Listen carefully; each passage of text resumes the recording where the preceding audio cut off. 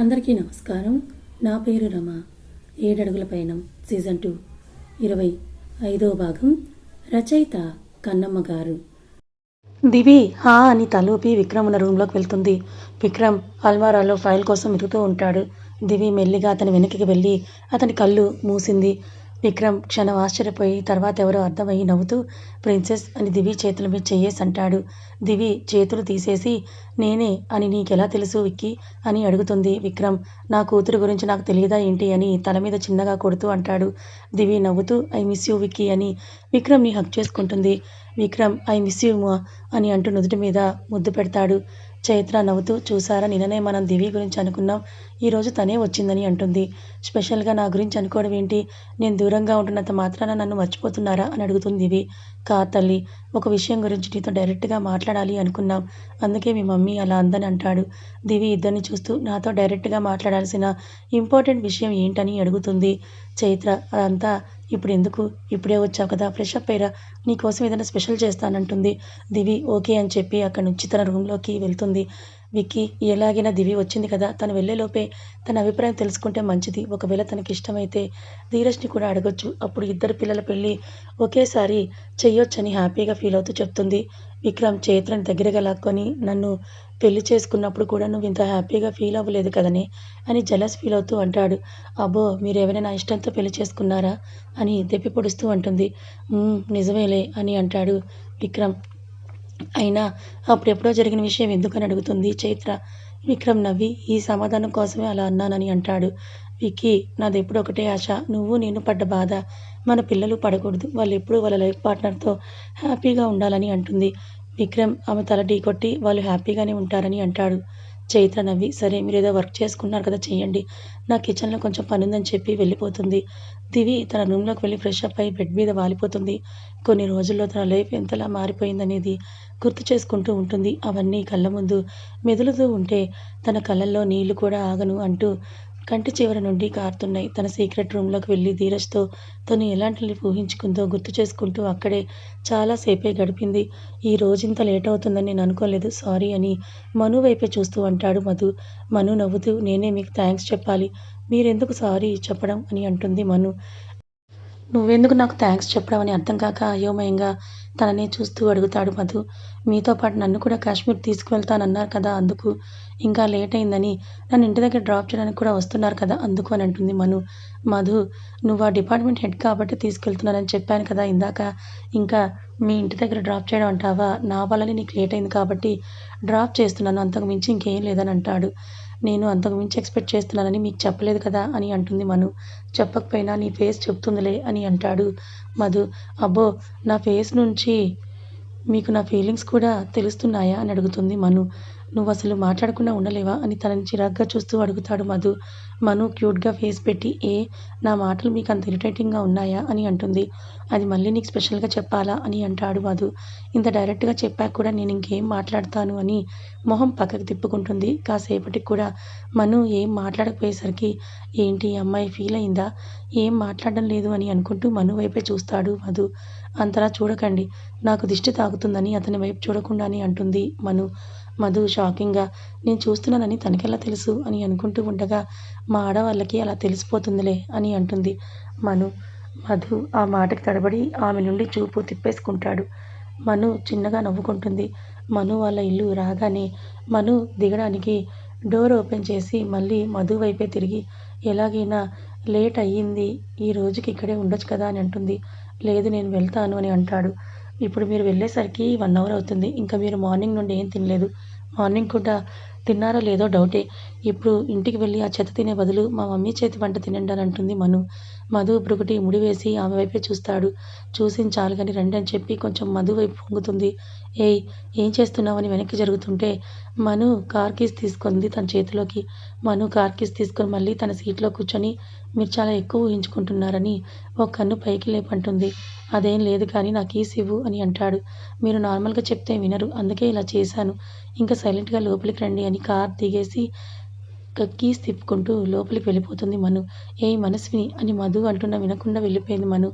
మధు తల కొట్టుకొని ఈ అమ్మాయి వినదు కదా అని అనుకొని కార్ దిగి లోపలికి వెళ్ళాడు. ఏదో ఆలోచిస్తూ తన రూమ్ బాల్కనీలో నిల్చొని ఉన్న దివికి మధు కార్ దిగడం చూసి షాక్ అయింది. మధు ఇక్కడ అని అనుకుంటూ మళ్ళీ కళ్ళు డ్రాప్ చేసుకొని చూసేసరికి అతను లోపలికి రావడం చూసింది. మధు మా ఇంట్లోకి వస్తున్నాడేంటి? అసలు నిజంగా వచ్చింది మధుయేనా? నేను కలకంటున్నానా అని అనుకుంటూ ఫాస్ట్గా తన రూమ్ బయటికి వెళ్తుంది. Hi Madhu, how are you అని మధు లోపలికి రావడం చూసి అడుగుతాడు విక్రమ్. ఫైన్ అని చిన్నగా నవ్వుతాడు మధు. విక్రమ్ ఓకే రా తిందామని అంటుంటే నేను ఫ్రెష్ అప్ అవ్వాలి అంకుల్ అంటాడు.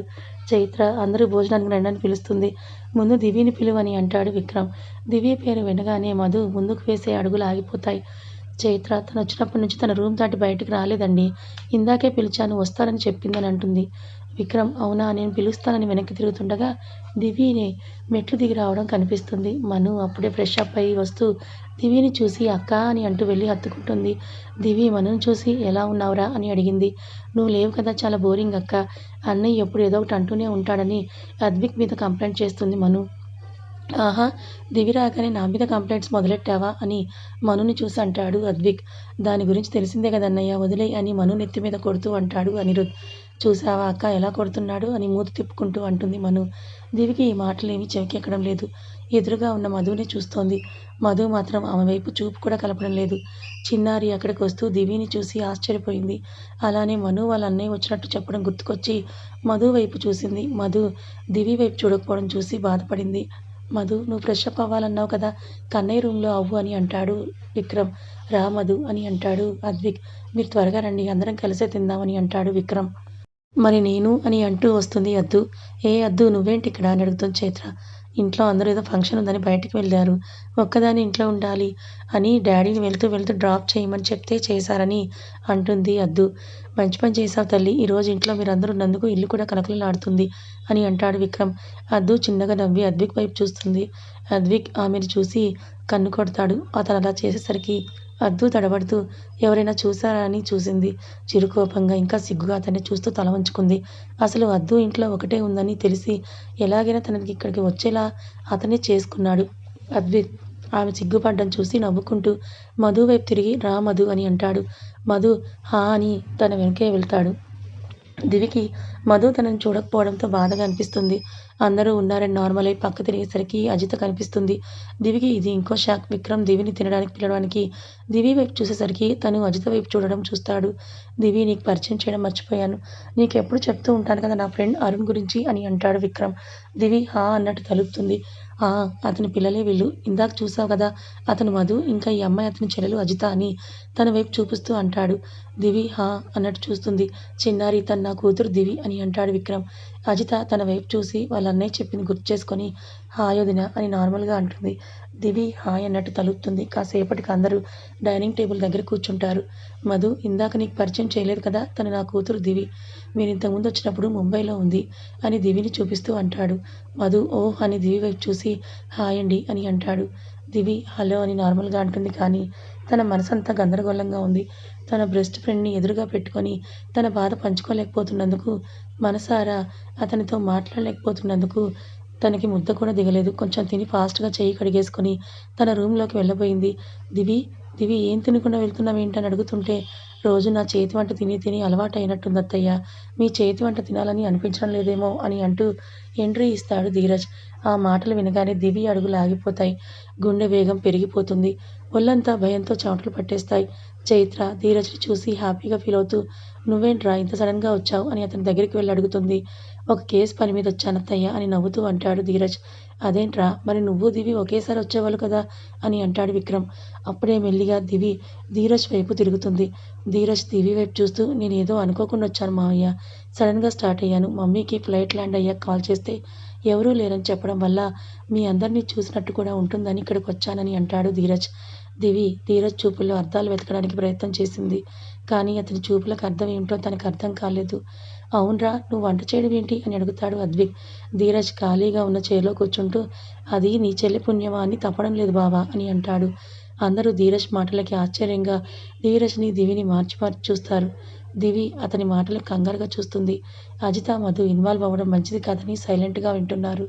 అదేంటి బావా, అక్క వల్ల నువ్వు వంట చేయడం ఏంటి అని అడుగుతుంది మను. మీ అక్క నన్ను వంటవాడిని చేసింది మరదలా అని బిక్కమొహం వేసుకొని అంటాడు ధీరజ్. విక్రమ్, చైత్ర వాళ్ళ మాటలు వింటున్నారు కానీ ఏమీ రియాక్ట్ అవ్వడం లేదు. ఎందుకు బావా, ముంబైలో పనివాళ్ళు దొరకరా ఏంటి అని అడుగుతాడు అనిరుద్. చాచా కాదు చిన్నా, మీ అక్క డాక్టర్ చదువు చదువుతోంది కదా, తెలివితేటలు చూపిస్తోందని కోపంగా దివిని చూస్తూ అంటాడు. దివికి ధీరజ్ తనని ఎందుకు కోపంగా చూస్తున్నాడో అర్థం కాలేదు. అతను అలా చూస్తూ ఉంటే తన మనసులో గుబులు ఇంకా ఎక్కువైంది. ధీరజ్ అలా కోపంగా చూడ్డం, దివి కొంచెం భయంగా చూడ్డం మధు చూపు దాటిపోలేదు. అద్దు నోరు తెరిచేదో అడగబోయి మళ్ళీ సైలెంట్ అయిపోయింది. అద్విక్ అంటే అని ధీరజ్ని చూస్తూ అడిగాడు. ఏం లేదు బావా, డాక్టర్ కదా, బావా ఇది తినకు, బావా అది తినకు అని బయట ఫుడ్ మంచిది కాదు, ఇది మంచిది కాదు, అది మంచిది కాదు అని అంటూ నాతోనే ఇంట్లోనే చేయిస్తోంది అని అంటాడు. దివి ఆ మాటకి, అతని యాక్టింగ్కి షాక్ అయింది. ధీరజ్ చైత్ర వైపే చూస్తూ, అత్తయ్య నువ్వు మన్నుకి వంట నేర్పించినట్టు దివికి కూడా నేర్పించి ఉండాల్సిందని అంటాడు. చైత్ర ధీరజ్కి వడ్డిస్తూ, నాకేం తెలుసురా, అది నీ చేతిలా చేయిస్తుందని నవ్వుతూ అంటుంది. అత్తయ్య అలా నవ్వకు, చూడు నా చెల్లెలు చాలా గ్రేట్, పెళ్ళై అత్తగారింటికి వాళ్ళ అత్తకు తోడుగా సహాయం చేస్తుంది, మరి దివి కూడా అలానే ఉండాలి కదా అని అంటాడు ధీరజ్. బడుద్దాయి, బాగా మాటలు ఎక్కువయ్యాయి, ముందు తిను అని మొట్టికాయ వేస్తూ అంటుంది చైత్ర. ఆ మాటకి అందరూ కూడా నవ్విస్తారు. విక్రమ్ అద్దు వైపు చూస్తూ, ఏంటి అద్దు, మీ అన్నయ్య వచ్చినప్పటి నుంచి నువ్వు ఒక్క మాట కూడా మాట్లాడటం లేదు అని అన్నాడు విక్రమ్. అద్దు ధీరజ్ వైపే ఒక లుక్ వేసి, అన్నయ్యనే నన్ను పట్టించుకోకపోతే నేనేం చేయాలి మావయ్య అని అంటుంది. ఏంటి ధీరజ్, నా కోడల్ని నువ్వు పట్టించుకోవడం లేదా అని అడుగుతుంది చైత్ర. ధీరజ్ అదేదో చెప్తుందిలే అత్తయ్య, నేను దాన్ని పట్టించుకోకుండా అలా ఎలా ఉంటాను చెప్పండి అని అంటాడు. అద్దు అందుకేనా నాకు చాలా రోజుల నుండి కాల్స్ చేస్తున్నావు, మెసేజెస్ చేస్తున్నావు అని అంటుంది. కొంచెం వర్క్లో ఉండే అద్దు, అందుకే నీకు చేయలేదు అని అంటాడు ధీరజ్. ఏంటి అంత వర్క్, వదినకి వండి పెట్టడమా అని వెటకారంగా అంటుంది అద్దు. ధీరజ్ అద్దు అని అంటాడు.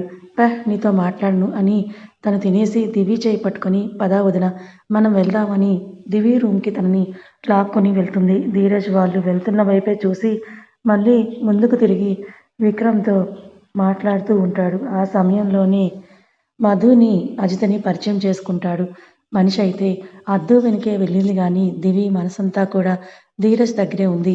ఎందుకో మనసు ప్రశాంతంగా లేదు, ఏదో జరగబోతోంది అని తనని హెచ్చరిస్తున్నట్టుగా తనకి అనిపిస్తూ ఉంది. అద్దు దివిని బెడ్ మీద కూర్చోబెట్టి తనని చూస్తూ ఉంటుంది. తను అలానే చూడడం చూసి ఏంటి అన్నట్లు కళ్ళెగరేస్తుంది దివి. అదే అడుగుతున్నాను, ఏంటి సంగతి, మా అన్నయ్యకి నీకు మధ్య ఏం నడుస్తోంది అని అడుగుతుంది దివి. చచా నువ్వు అనుకున్నట్లాంటి ఏమీ లేదులే అని తడబడుతూ చెప్తుంది. నాకెందుకో నేను అనుకున్నదే ఉందని నాకు అనిపిస్తోంది అని అంటుంది అద్దు. చెప్తున్నాను కదా వదిన, అలాంటిది ఏమీ లేదని అంటుంది దివి. అద్దు సరే నీకు విషయం చెప్పాలని అక్కడి నుంచి తీసుకొచ్చానంటుంది. ఏంటి అని అడుగుతుంది దివి. బావ నాకు ప్రపోజ్ చేశాడని చేతులు మొహం మీద వేసుకొని సిగ్గుపడుతూ చెప్తుంది అద్దు. దివి ఆ మాటకి షాక్ అవుతుంది. దివి అద్దు చేతులు చేసి నిజంగానా అని అడుగుతుంది. అద్దు అవును అన్నట్టుగా తలూపుతుంది. దివి అయితే ఇంట్లో చెప్పేస్తే అయిపోతుంది కదా అని అంటుంది. ఇంట్లో కూడా అందరికీ తెలుసు, డాడీకి ఒక్కరికే తెలియదు. మావయ్య డాడీతో మాట్లాడి పెళ్లి ముహూర్తాలు పెట్టిస్తాను అని చెప్పారు అని అంటుంది అద్దు. దివికి ఆ మాటకు చాలా హ్యాపీగా అనిపిస్తుంది. తన అన్నయ్య పెళ్ళి అతను కోరుకుంటున్న మనిషితోనే జరుగుతున్నందుకు కాసేపు వరకు ధీరజ్ గురించి మర్చిపోతుంది దివి. దివి అద్దుని చూస్తూ, నాకు చాలా హ్యాపీగా ఉందదిన, మీ పెళ్ళి చూడు ధూమ్ధామ్గా జరుగుతుంది అని అంటుంది. అద్దు ఆ మాటకి చిన్నగా నవ్వుతుంది.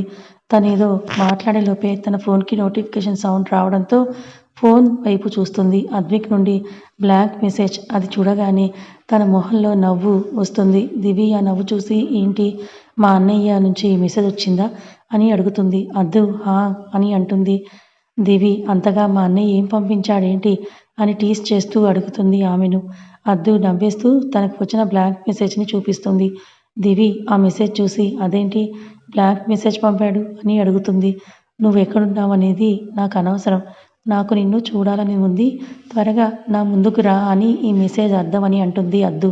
దివి అబ్బో అయితే మా అన్నయ్య నీ కోసం వెయిట్ చేస్తున్నాడు అనుకుంటా, వెళ్ళు అని అంటుంది. అద్దు అని దివి రూమ్ నుంచి బయటకు వెళ్తుంది. అజిత గార్డెన్లో నిలబడి మధు దగ్గరికి వెళ్ళి అన్నయ్య అని పిలుస్తుంది. మధు తన వైపు తిరిగి ఆ అని అంటాడు. నువ్వు దేవి వదినతో ఒక్క మాట కూడా మాట్లాడలేదు ఎందుకు అన్నయ్య? వదిన ఫీల్ అయి ఉంటుంది కదా అని అడుగుతుంది అజిత. మధు తన వైపు చూస్తూ తన గురించి ఆలోచిస్తున్నావు, మరి నేను బాధపడ్డానని ఆలోచించడం లేదా నువ్వు అని అడుగుతాడు. అజిత ఏమీ సమాధానం చెప్పలేకపోయింది. నేను తన మాటకి కట్టుబడి మాట్లాడలేదు. మరి తను ఎందుకు నాతో మాట్లాడలేదు? దివ్యమ్మని నాతో మాట్లాడి ఉండొచ్చు కదా అని అంటాడు మధు. మీరిద్దరూ ఎన్ని రోజులు ఇలా ఉంటారన్నయ్య అని బాధగా అడుగుతుంది అజిత. మధు ఏమో తెలియదు అని అంటాడు. అప్పుడే మను అనిరుద్ ఇద్దరు అక్కడికి వస్తారు. ఏంటి మీ అన్నయ్యతో ఏమైనా పర్సనల్గా మాట్లాడుతున్నావా అని అడుగుతుంది మను. అయ్యో అలాంటిదేమీ లేదు వదిన, జస్ట్ ఏదో క్యాజువల్గానే మాట్లాడుకుంటున్నాం అని అంటుంది అజిత. ఓకే అయితే మేమేమీ మిమ్మల్ని డిస్టర్బ్ చేయలేదన్నమాట అని అంటుంది మను. అజిత అని తల ఊపుతుంది. అయితే అందరం కలిసి టెర్రస్ మీదకి వెళ్దామా అని అడుగుతాడు అనిరుద్. మధు ఎందుకని అడుగుతాడు. అందరం యంగ్ వాళ్ళం, ఇంట్లోనే ఉన్నాం కదా బావగారు, ఎంజాయ్ చేద్దామని అనుకుంటున్నామని అంటూ బావగారు అనే పదాన్ని నొక్కిపెట్టి అంటుంది. మధుకి మను అలా పిలిచేసరికి షాకింగ్గా అనిపిస్తుంది. అజిత నైస్ ఐడియా వదిన, వెళ్దాం పదండి అని నవ్వుతూ అంటుంది. మను ఆ మాటకి నవ్వేసి మీరు కూడా రండి బావగారు అని అంటుంది. నేను అన్నయ్య అక్క ఇంకా వదిన బావ వాళ్ళని పిలుస్తాను, మీరు వెళ్ళండి అని అంటాడు. అజిత మను సరే అని అంటారు. మధుకి కొంచెం ఎలాగో అనిపిస్తున్నా అజిత కోసం ఓకే అని వాళ్ళ వెనకాలే వెళ్తాడు. చైత్ర కబోర్డ్ సర్దుతూ ఉంటే ఆమె వెనుక నుంచి హత్తుకుంటాడు విక్రమ్. చైత్ర తల వెనక్కి తిప్పి ఏంటి శ్రీవారు భలే హుషారుగా ఉన్నారు అని అడుగుతుంది. విక్రమ్ చైత్రని మొత్తం అతని వైపుకు తిప్పుకొని నీ కోరిక ప్రకారం మన ఇద్దరు పిల్లల పెళ్ళిళ్ళు ఒకేసారి జరిగేలా ఉన్నాయని అంటాడు. దివి తన అభిప్రాయాన్ని అడిగారా మీరు అని అడుగుతుంది చైత్ర. విక్రమ్ లేదు అని అంటాడు. అడగకుండా అవుతుంది అని అలా ఎలా అంటున్నారు మీరు అని అడుగుతుంది చైత్ర. విక్రమ్ ఏంటి వాళ్ళంతా క్లోజ్గా ఉన్నారు కదా, నీకు ఇంకా అర్థం కాలేదా అని అంటాడు. విక్రమ్ చెంప మీద చెయ్యేసి చైత్ర విక్కీ మనం వాళ్ళ పెళ్ళి చేయాలని అనుకుంటున్నాం కానీ వాళ్ళ మనసుల్లో ఈ ఆలోచన లేదేమో, బావ మరదలు కాబట్టి అలానే క్లోజ్గా ఉంటున్నారేమో అని అంటుంది చైత్ర. విక్రమ్ ఆమె వైపే చూస్తూ నువ్వన్నది కూడా నిజమే, వాళ్ళ మనసుల్లో ఏముందో తెలుసుకుందామని అంటాడు. చైత్ర నవ్వుతూ విక్కీ టెర్రస్ మీదకి వెళ్దామా అని అడుగుతుంది. విక్రమ్ చైత్ర కింద పెదవిని లాగుతూ నా బంగారం అడగడం నేను కాదనడం జరుగుతుందా, నెవర్, పద వెళ్దాం అని అంటాడు. చైత్ర హా అని విక్రమ్తో పాటు కలిసి వెళ్తుంది. అద్విక్ టెర్రస్ మీద ఉండడంతో అక్కడికి వెళ్తుంది అద్దు. అతను అద్దు రావడం చూసి ఏంటి దివితో ముచ్చట్లు అయిపోయాయా అని అడుగుతాడు. అద్దు చిన్నగా నవ్వుతూ హా అని అంటుంది. అద్విక్ ఏదో మాట్లాడేలోపే అక్కడికి మాట్లాడుతూ వస్తారు చైత్ర విక్రమ్ వాళ్ళు. అద్దు అద్విక్కి దగ్గరికి వెళ్ళేదల్లా ఆగిపోయి వాళ్ళ వైపే చూస్తుంది. బంగారం మనం వచ్చి వీళ్ళని డిస్టర్బ్ చేసినట్లున్నాం అని చైత్రతో అంటాడు విక్రమ్. చైత్ర నవ్వుతూ అవునండి అని అంటుంది. మమ్మీ అలాంటిది ఏమీ లేదు అని అంటాడు అద్విక్. అద్దు సిగ్గుపడుతూ తలంచుకుంటుంది. అద్దు నువ్వు సిగ్గుపడకు, వాళ్ళు మన మధ్య ఏదో అయ్యిందని అనుకుంటారు అని అంటాడు అద్విక్. ఏంట్రా నా కొడల్ని బెదిరిస్తున్నావా నువ్వు అని నవ్వుతూ టీస్ చేస్తాడు విక్రమ్. అద్విక్ విక్కీ అని ప్లీజింగ్గా అంటాడు. చైత్ర అద్దు నవ్వుతూ ఉండగా ఏ అందరు పైనే ఉన్నారా అని అంటూ అక్కడికి వస్తుంది మను. తన వెనుకే మను ఇంకా మధు అజిత కూడా వస్తారు. మమ్మీ డాడీ మీరు కూడా టెర్రస్ పైకే వచ్చారని అంటుంది. కనిపిస్తున్నాం కదే మళ్ళీ అడుగుతావేంటి అని అంటుంది చైత్ర. అబ్బా మమ్మీ నా ఉద్దేశం మీరు రావడం మంచిదయ్యిందని, అందరం కలిసి ఈరోజు నైట్ మంచిగా ఎంజాయ్ చేయొచ్చు అని అంటుంది మను. ప్లాన్ ఏమైనా చేసావా మను అని అడుగుతుంది అద్దు. ఏం లేదక్క, జస్ట్ నైట్ అంతా ఇక్కడ ఏదైనా గేమ్స్ కానీ ఏమైనా చేస్తూ గడుపుదామని వదిన అంటుంది. ఈరోజు అందరూ ఇంట్లోనే ఉన్నారు కదా అందుకు అని అంటుంది. అద్విక్ నైస్ ఐడియా, మరి దివి ధీరజ్ ఇంకా చిన్న ఎక్కడా అని అడుగుతాడు. మను చిన్న అక్క వాళ్ళని పిలుస్తామని చెప్పి వెళ్ళాడు. అద్దు ఓ అని అంటుంది. అత్తయ్య మావయ్య మీరు కూడా మాతో పాటు ఆడతారా అని అడుగుతుంది అజిత. ఈ ఆటలు పాటలు అవి మన వల్ల కాదు తల్లి, మీరు ఆడండి మేము చూస్తామని అంటాడు విక్రమ్. చైత్ర కూడా అవును అని అంటుంది. అద్దు వెళ్ళిపోయాక దివి నైట్ డ్రెస్ వేసుకోవడానికి డ్రెస్ తీసుకోబోతుంటే తన జబ్బ పట్టుకొని అతని వైపు లాక్కున్నాడు ధీరజ్. అతని కళ్ళల్లో కోపం చూసి దివికి భయంగా అనిపించింది. భయంగా అతన్ని చూస్తూ ఉంది. ధీరజ్, నీకు తెలివిగా బాగా ఎక్కువైపోయినట్టుంది అని సీరియస్గా చూస్తూ అడుగుతాడు. ఆమె చేతిని గట్టిగా ప్రెస్ చేస్తూ దివి నొప్పికి బాధపడుతూ నేనేం చేశాను బావా అని తన చేతిని విడిపించుకోవడానికి ట్రై చేస్తూ అడుగుతుంది. ధీరజ్ అదే సీరియస్నెస్ మెయింటైన్ చేస్తూ నువ్వేం చేయలేదా అని అడుగుతాడు. నువ్వు దేని గురించి మాట్లాడుతున్నావో నాకేం అర్థం కావడం లేదు బావా. ప్లీజ్ నా చెయ్యి వదులు, చాలా నొప్పిగా ఉందని కళ్ళల్లో నీళ్ళతో అంటుంది దివి. నేను దేని గురించి మాట్లాడుతున్నానో నీకు తెలియదు అంతే కదా. విసురుగా బెడ్ మీదకు తోస్తాడు ఆమెను. దివి అతడిప్పుడు ఏం చేస్తాడని భయపడుతూ బావా నువ్వు నన్ను ఇప్పుడు ఏం చేయకు అని అంటుంది. ధీరజ్ బెడ్ మీద ఒక కాలు పెట్టి ఆమె చిన్ని గట్టిగా పట్టుకుని నోర్మి, ముందు అడిగే వాటికి సమాధానం ఇవ్వు అని తన చేతిలో ఉన్న ప్యాకెట్ నుండి ఒకటి తీసి థింగ్ తీసి బయటికి దివికి చూపిస్తాడు. ఏంటిది అని అడుగుతాడు. అది చూడగానే దివి మైండ్ బ్లాక్ అయిపోతుంది. కథ ఇంకా ఉంది. మరి ఈ కథ మీకు ఎలా అనిపించింది? నచ్చిందా? నచ్చితే లైక్ చేయండి, మరికొంతమందికి షేర్ చేయండి. ఇలాంటి మరిన్ని మంచి కథల కోసం ఛానల్ని సబ్స్క్రైబ్ చేసుకోండి.